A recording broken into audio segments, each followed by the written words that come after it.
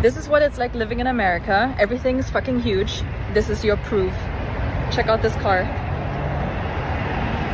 It's taller than me. The wheels are right where my hips start. It's fucking crazy. This is me getting out of a Jeep in America because everything here is so big. Look how it looks. If America is so divided, so violent, so obsessed with consumption and chaos, why can't Europeans stop raving about it? That's the question haunting the internet as real travelers. People who arrive skeptical and left having to recalibrate everything, share their experiences online.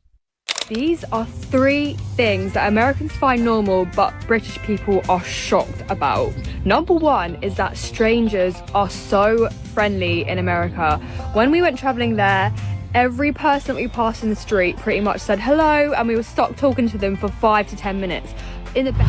If you want more videos exploring these cultural contradictions, hit subscribe and turn on notifications now. The story usually starts the same way.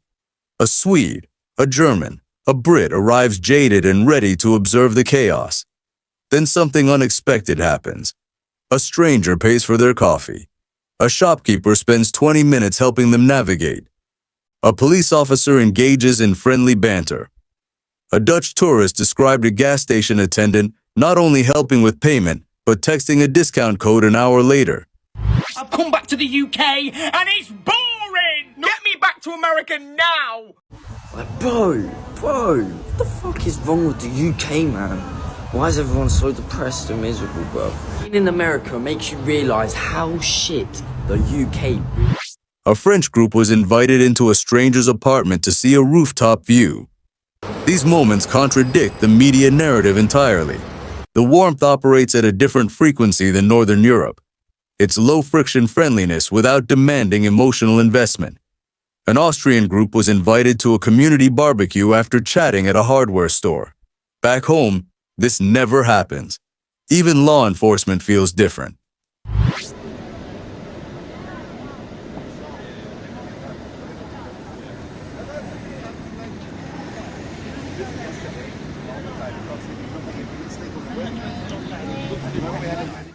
A German fan's expression shifted from confusion to genuine delight when a police officer recognized him from a previous conversation and wanted to catch the rest of a match together.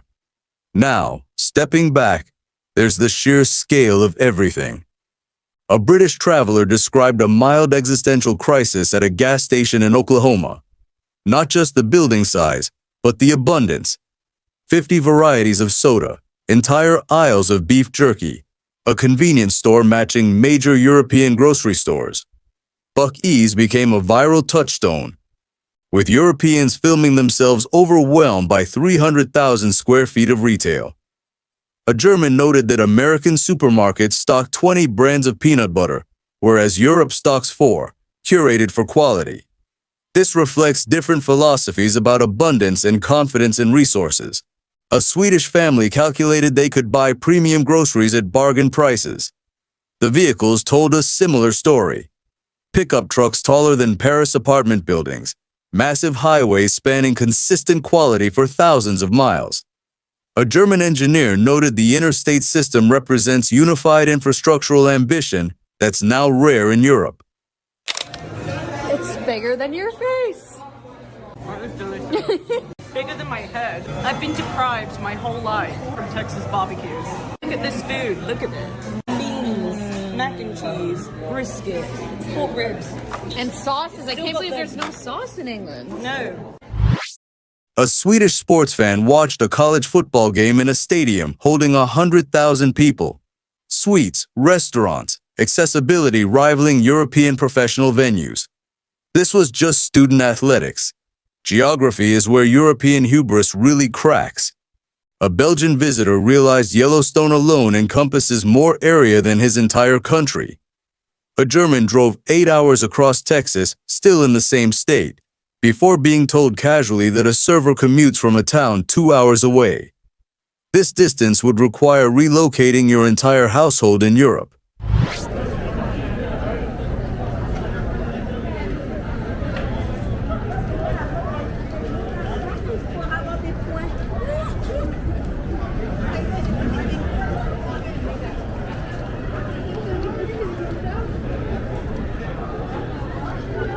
A French hiker in Moab described geological humility, standing on cliffs overlooking vast empty canyons.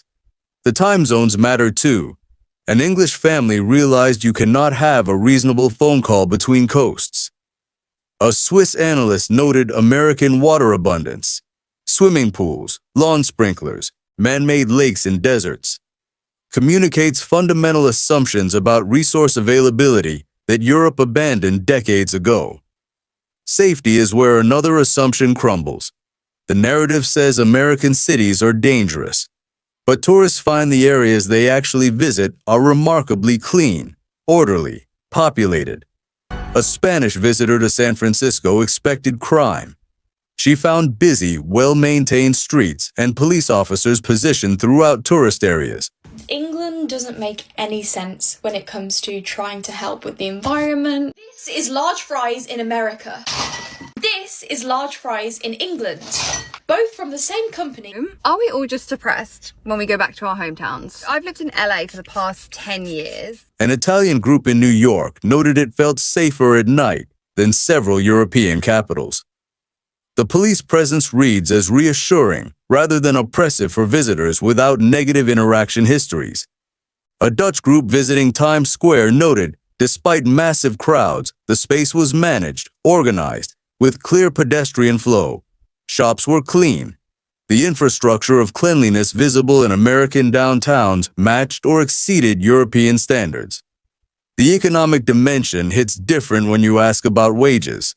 A French couple calculated barista earnings in America versus France and were shocked. American service workers often earn more despite America's reputation for worse labor protections. A German accountant noted a retail worker with benefits actually comes out ahead of their German equivalent. Housing is another story. A Swedish visitor noted, buying a house with a 3-car garage on a middle-class income is genuinely possible in much of America. In Sweden, it requires a higher income. What costs for a 4-bedroom suburban house in America might buy a small apartment in major Italian cities. Home ownership creates generational wealth in ways European systems sometimes prevent. Patriotism shows up everywhere in a way that makes some uncomfortable and others impressed. We just come to get some lunch from the supermarket. Do you want a sandwich? Yeah, let's get a sandwich. Is this one big enough for you? What the heck? It's context. Normal sandwich. Get a waffle sandwich. No. Nice stuff. Alright. Is it good? A German from a country where national symbols carry historical baggage was struck by how casually Americans wave flags without signifying anything political. An Irish tourist at a high school basketball game was shocked by patriotic rituals at the student athletics level. It communicated how deeply patriotism was embedded in civic life. National anthems in America require decent range to sing. The Star-Spangled Banner references military conflict and rockets' red glare. Small towns display patriotic insignia on municipal buildings differently than European towns, reflecting distinct expressions of collective identity. American freedom means different things. Freedom to own firearms, fewer regulations, movement between states without documentation.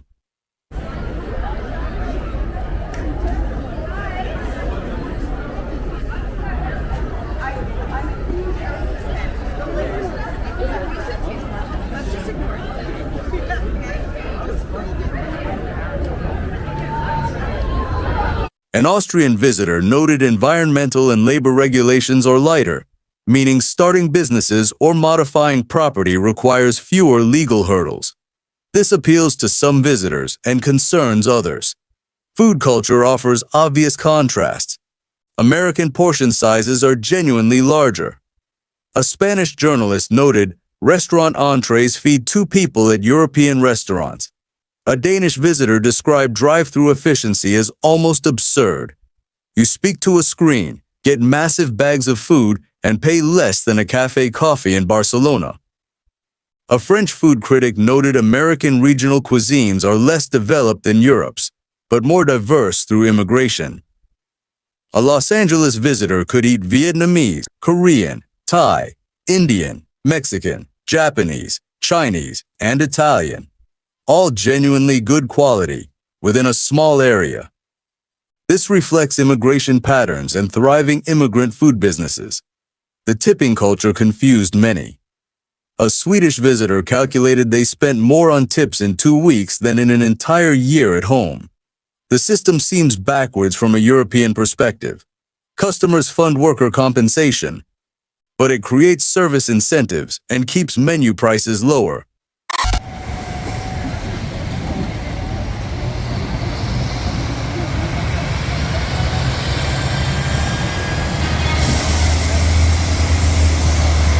The closing comes when visitors return home and try to articulate what changed.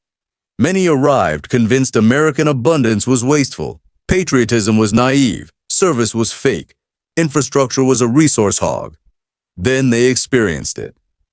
A British journalist returned having to acknowledge that understanding something from outside perspective differs from lived experience.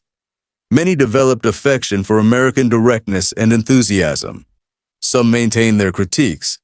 Gun violence is real, healthcare is chaotic, environmental policies are weak. But now with actual understanding rather than abstract knowledge, the wealth concentration is worse, creating suffering tourists might not see. Diversity and racism coexist. These aren't contradictions, they're complexity. What sticks with visitors is hospitality, space, tangible abundance, and the sense that Americans believe their country is great. This belief, whether justified, creates social energy. Europeans tend toward critical relationships with their greatness, pride modulated by irony and history. American patriotism is less ironic, more confident. After weeks experiencing this, visitors either are charmed or irritated, but rarely unmoved. Here's a question. How much of what we believe about a culture comes from experience versus media narrative? If you could either believe a critique or experience it yourself, knowing experience is limited and personal, which would you choose? I realized, everything in this country is supersized. You guys know about the naked drinks in the UK. Look at the size of this. My goodness. Bro, even the fruit bags, man. Just look at this. My God, everything is really supersized. So we've got to accommodation in Miami, and I have found something that is just perplexing me. If comparative cultural analysis interests you, hit like, share this with someone interested, and subscribe with notifications on so you don't miss the next exploration. This conversation about America and Europe won't slow down, especially with the World Cup coming to American soil. Before we close, this video synthesizes observations from public travel vlogs, tourist reaction videos, travel journalism, and traveler anecdotes shared in interviews and forums. It represents patterns from these public sources, compiled for analysis and discussion. Nothing here represents entire social reality. Both continents are vast and diverse. These patterns describe tourist experiences, not daily resident reality.